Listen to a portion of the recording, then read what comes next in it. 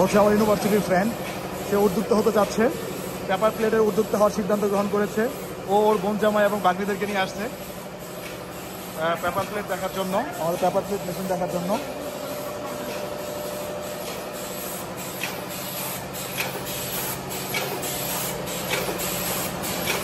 এ হচ্ছে আমাদের আধুনিক পেপার প্লেট মেশিন।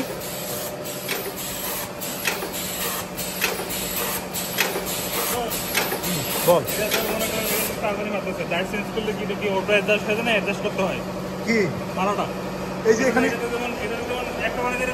এখানে স্পিড আছে, যে এখানে স্পিড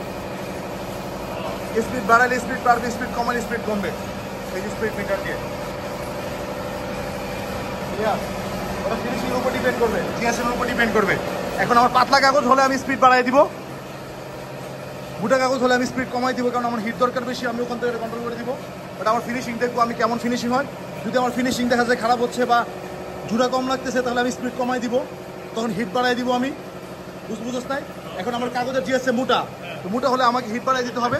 আমার হিট বেশি এখন আছে, মনে করতো এখানে হিট আছে 125 আছে, মনে করো 119 আছে। এটা আমার পাতলা কাগজের জন্য মনে করো 119 দিয়েছি। আমার মনে করো আমার ভালোভাবে জয়েন নিচ্ছে না, তখন আমি 120 দিব, 130 দিব। দুই একটা চেক করলে আমার বোঝা যাচ্ছে আমার যে সিস্টেমটা আসবে আমি ওইটাই ব্যবহার করব।